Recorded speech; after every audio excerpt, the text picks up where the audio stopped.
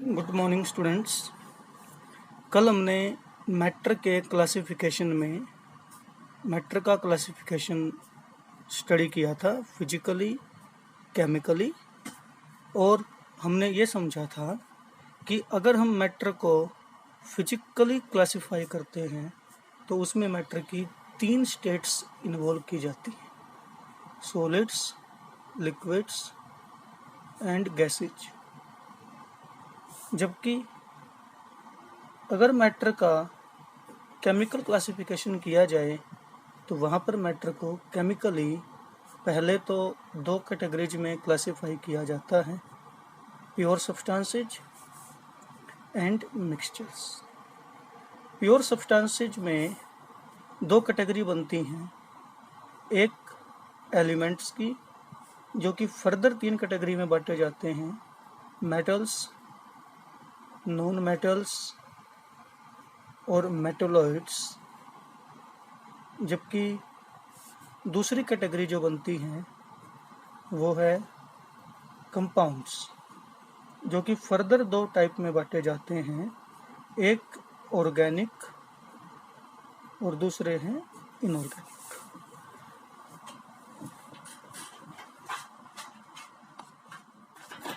Mixtures के case में हमारे पास मिक्सचर्स की 2 कैटेगरी होती हैं। एक होती है होमोजेनियस मिक्सचर, जिसका मीनिंग हमने समझा था कि वो कैटेगरी जिसमें एक से अधिक चीज़ें मिलाई जाती हैं लेकिन कंपोजिशन उसकी फिर भी हमें यूनिफॉर्म ही दिखती है। ऐसे होमोजेनियस मिक्सचर को सॉल्यूशंस कहा जाता है। दूसरी कैटेगरी इनकी थी हेट्रोजेनियस मिक्सचर, जिनमें एक से अधिक मिलाए जाते हैं और वो साफ साफ दिखते भी हैं। लेकिन यहाँ पर भी 2 कैटेगरी हमने डिस्कस की थी, एक कोलाइड्स की और दूसरी सस्पेंशन की।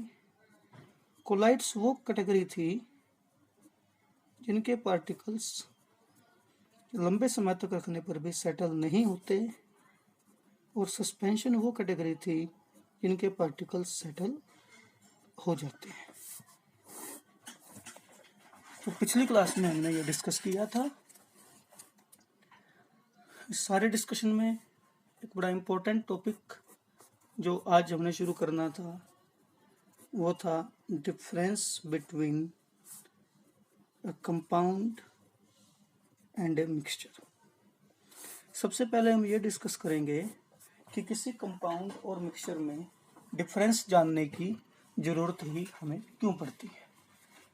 इसकी ज़रूरत हमें इसलिए पड़ती है क्योंकि कंपाउंड की डेफिनेशन को देखा जाए तो उसमें कहा जाता है कि कंपाउंड वो फॉर्म है जिसमें एक से अधिक एलिमेंट्स आपस में मिले हुए होते हैं।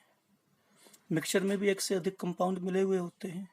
तो यदि एक से अधिक चीज़ें मिली हुई हों दोनों में ही, कंपाउंड्स में भी मिक्सचर में भी, तो दोनों में डिफरेंस क्या है। तो सबसे पहला पॉइंट डिफरेंस के लिए हम इसकी डेफिनेशन पे चलेंगे। कंपाउंड्स के बारे में कहा जाता है कि कंपाउंड्स के केस में जो कंपाउंड्स के कंस्टिट्यूएंट होते हैं, कंस्टिट्यूएंट मीन्स जिनसे कंपाउंड बनते हैं, यानी कि जो एलिमेंट हैं, वो किसी भी कंपाउंड में मास की फिक्स्ड रेशियो में होते हैं। हम उस प्योर कंपाउंड को किसी भी सोर्स से क्यों ना लें, जैसे बात करते हैं वाटर की। वाटर को हम किसी भी सोर्स से लें, उसके अंदर हमेशा 2 एलिमेंट मिलेंगे, हाइड्रोजन और ऑक्सीजन, और इनके मास के बीच में रेशियो भी 1:8 होगी।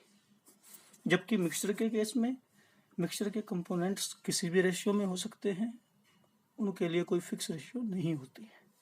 सेकंड पॉइंट ऑफ डिफरेंस है कि मिक्सचर होमोजीनियस भी हो सकता है और हेट्रोजीनियस भी हो सकता है, लेकिन कंपाउंड हमेशा होमोजीनियस होते हैं। तीसरी प्रॉपर्टी है कि मिक्सचर के केस में मिक्सचर के जो कंस्टिट्यूएंट्स हैं, मिक्सचर के जो कंपोनेंट्स हैं, उनकी प्रॉपर्टी से मिलती जुलती प्रॉपर्टी होती है मिक्सचर की। जबकि कंपाउंड्स के केस में कंपाउंड्स के कंपोनेंट्स की प्रॉपर्टी यानी एलिमेंट्स की प्रॉपर्टी कई बार कंपाउंड्स की प्रॉपर्टी से कम्प्लीटली डिफरेंट हो जाती हैं। जैसे वाटर का एग्जांपल एक बार फिर लें तो हाइड्रोजन एक हाईली इनफ्लेमेबल गैस है, आसानी से जल जाती है, और ऑक्सीजन जो है वो हेल्प करती है जलाने में। ऑक्सीजन के बिना कोई चीज़ जल नहीं सकती। तो हम कह सकते हैं कि हाइड्रोजन एक हाईली इनफ्लेमेबल गैस है, जबकि ऑक्सीजन हेल्पफुल होती है कंबस्शन में।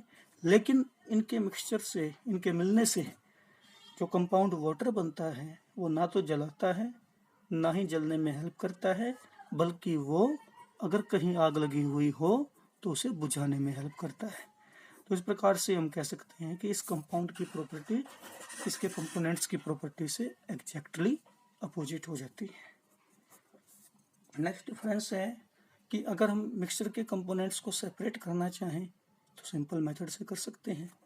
जैसे अगर हमारे पास शुगर इन वाटर सॉल्यूशन हो तो हम यहाँ पर अगर इवेपरेशन की सहायता लें तो उसकी सहायता से हम वाटर और शुगर को अलग अलग कर सकते हैं। वाटर इवेपरेट हो जाएगा, शुगर नीचे बच जाएगा। लेकिन अगर हम कंपाउंड ले लेते हैं वाटर तो इसे इसके एलिमेंट्स में तोड़ने के लिए हमें इलेक्ट्रिकल डिस्चार्ज का ही सहारा लेना पड़ता, इलेक्ट्रिसिटी का सहारा लेना पड़ता। इसलिए हम कह सकते हैं कि कंपाउंड्स के कंपोनेंट सिंपल फिजिकल तरीकों से नहीं सेपरेट किए जा सकते, मिक्सचर के किए जा सकते हैं। अगली चीज़ है कि मिक्सचर में जो चीज़ें मिलाई जाती हैं आपस में, वहाँ पर केमिकल रिएक्शन नहीं होती, इसलिए मिक्सचर फिजिकल चेंज से बनते हैं। कंपाउंड्स एलिमेंट्स के बीच में होने वाली केमिकल रिएक्शन से बनते हैं। नेक्स्ट पॉइंट है, जब मिक्सचर बनते हैं तो क्योंकि कोई केमिकल रिएक्शन नहीं होती तो हीट, लाइट या इलेक्ट्रिसिटी किसी भी फॉर्म में एनर्जी नहीं निकलती है, जबकि कंपाउंड के बनने पे एनर्जी निकलती है। और लास्ट डिफरेंस है, जो बॉइलिंग पॉइंट होते हैं वो कंपाउंड्स के बड़े शार्प होते हैं। शार्प बॉइलिंग पॉइंट का मतलब है कि अगर कोई चीज़ जैसे कि वाटर है, अगर वो 100 डिग्री सेल्सियस पे बॉयल होता है तो वो 100 पर ही बॉयल होगा, ना तो वो 99 पर बॉयल होगा, और ना ही जब तक पूरा बॉयल हो जाता उसका टेम्परेचर 100 से ज़्यादा होगा। तो कंपाउंड्स में क्योंकि एलिमेंट्स प्योर मैनर में मिक्स होते हैं इसलिए बॉइलिंग पॉइंट शार्प होता है। मिक्सचर में ऐसा नहीं होता क्योंकि डिफरेंट कंपाउंड्स डिफरेंट रेशियो में मिले हुए होते हैं। So these 7 points differentiate between compound and mixture.